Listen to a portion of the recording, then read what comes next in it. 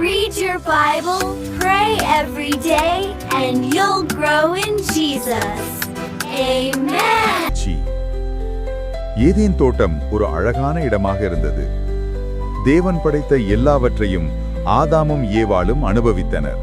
ஒரு நாள் ஈவ் தோட்டத்தின் வழியாக நடந்து கொண்டிருந்த போது ஒரு பாம்பு அவளிடம் வந்தது.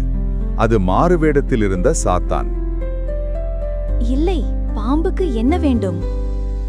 சாப்பிட வேண்டாம் என்று தேவன் எச்சரித்த கனியை முயற்சிக்குமாறு சாத்தான் ஏவாளை சமாதானப்படுத்தினான். அந்த பழம் சுவையானது என்று ஈவ் நினைத்தாள். எனவே அதை ருசிக்க ஆதாமையும் அழைத்தாள்.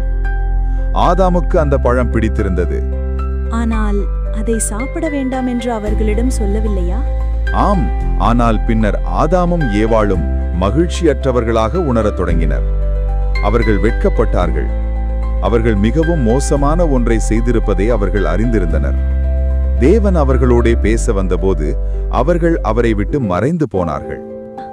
அவர்கள் பயந்தார்கள். அவர்கள் தங்கள் அவமானத்தை மறைக்க இலைகளால் தங்களை மூடிக்கொண்டார்கள்.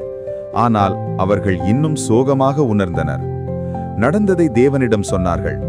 அவர்கள் ஏதேன் தோட்டத்தை விட்டு வெளியேற வேண்டும் என்று தேவன் கூறினார். இது மிகவும் வருத்தமாக தெரிகிறது. ஏதாவது நம்பிக்கை இருந்ததா? ஆமாம், அவர்கள் வெளியேற வேண்டியிருந்தாலும் ஒரு நாள் யாராவது ஒருவர் வந்து அவர்களை காப்பாற்றுவார் என்று தேவன் வாக்குறுதி அளித்தார்.